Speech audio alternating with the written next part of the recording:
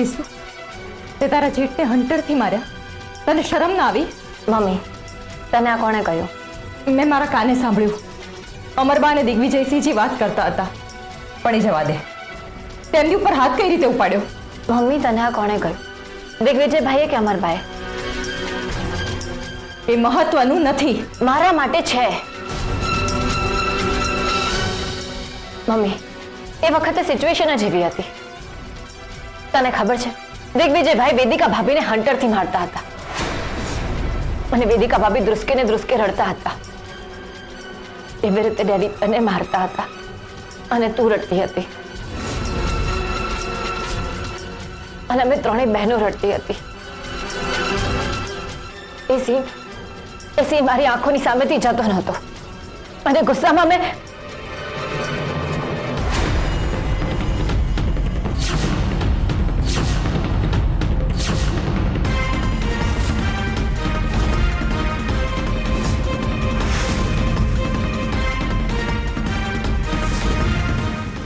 તમે અમારા પત્ની છો. અમે તમને મારીએ કે તમારો જીવ લઈએ, કોઈ વચ્ચે નહીં આવે.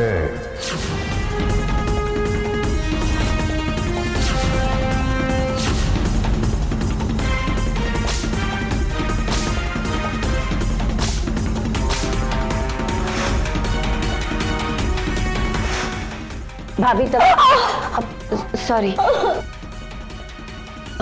ભાભી, ચલો તમે મારી સાથે આવો. ચલો. અમારા રૂમમાં આવ્યા અને ગુસ્સામાં એમણે ત્યાં પડેલું હંટર ઉપાડ્યું ને અમને અમારા પતિને મન સામે મારવા લાગ્યા. એટલે મેડમ, અમે દબાણ હેઠળ હતા, અમારા દેરાણીના, અમારા પતિના નહીં.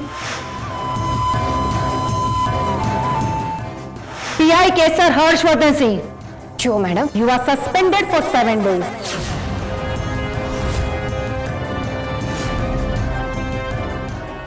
પણ મેડમ મારી વાત તો સાંભળો. 10 days.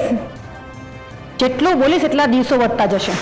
મમ્મી, હજી તને સાચે એવું લાગે છે કે મેં દિગ્વિજયભાઈને કારણ વગર માર્યા હશે?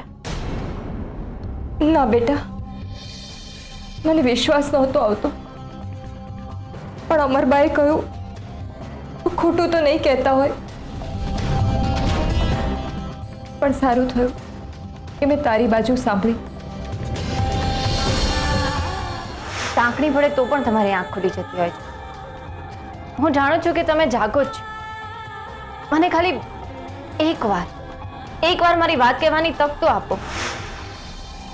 બા, તમે ફક્ત વિડીયો જોયો છે અને વિડીયોની પહેલા શું થયું છે અને પછી શું થયું છે ને એના વિશે તમને કંઈ જ ખબર નથી.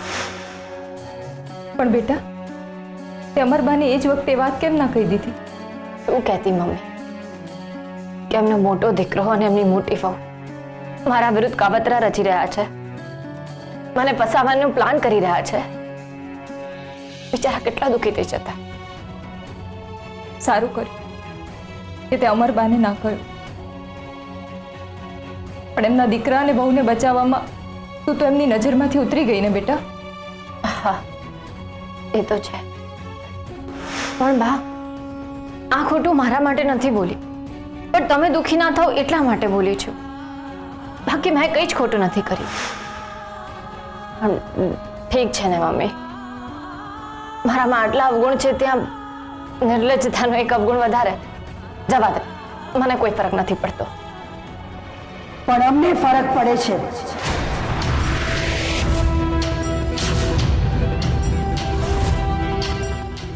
બા, આ શું કર્યું તમે? તમે અમને જ અમારી નજરમાંથી નીચા ઉતારી દીધા. ના બા, એવું નથી. અમને કઈ વાતનું દુઃખ થશે અને કઈ વાતનું નહીં થાય, આ નક્કી કરવાનો અધિકાર તમને કોણે આપ્યો? એ વખતે તમે અમને કેમ ના કહ્યું? આવું મૂર્ખામી ભર્યું વર્તન તમે કેમ કર્યું? તમને ક્યારે સમજાશે કે અમે તમારા પર ગુસ્સે થઈએ, અબોલા લઈએ? દુઃખ થાય છે અમને.